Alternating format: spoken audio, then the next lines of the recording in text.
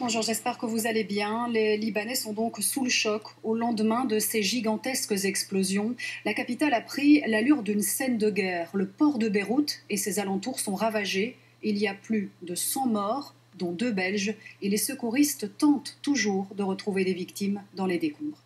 Le récit de François Mazur. Peu après 18 h hier, de leur balcon, parfois à plusieurs kilomètres de distance, des Libanais observent méduser un gigantesque incendie qui touche le port de Beyrouth. Quand tout à coup, une déflagration invraisemblable qu'on voit ici sous tous ses angles. Un souffle effroyable qui balaye la capitale libanaise sur des kilomètres. Une explosion telle qu'elle s'est faite ressentir sur l'île de Chypre à plus de 200 km de là. Les scènes qui suivent, dans les rues de Beyrouth, sont apocalyptiques. Plus de 100 morts, des milliers de blessés, des chiffres bien sûr encore totalement provisoires.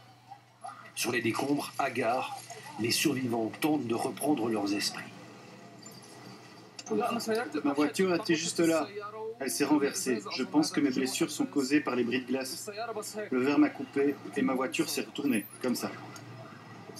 L'explosion a détruit la moitié de Beyrouth, comme si on avait largué une bombe atomique au milieu de la ville. C'est un désastre, un coup dur que Beyrouth n'avait même pas connu durant la guerre civile. Selon le gouvernement libanais, cette déflagration qui a totalement décimé le port et ses alentours serait due à l'explosion d'un stock de nitrate d'ammonium, un stock d'une quantité ahurissante conservé dans des conditions de dangerosité absolue. Le Premier ministre déclare qu'il est inadmissible qu'une cargaison de nitrate d'ammonium, estimée à 2750 tonnes, soit présente depuis 6 ans dans un entrepôt sans mesure de précaution. Plus de 300 000 personnes se retrouvent aujourd'hui sans domicile.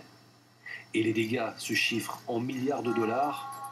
Pour des Libanais déjà brisés par la crise économique, les tensions politiques et les conséquences du coronavirus, les explosions meurtrières et dévastatrices du port de Beyrouth sont la catastrophe de trop.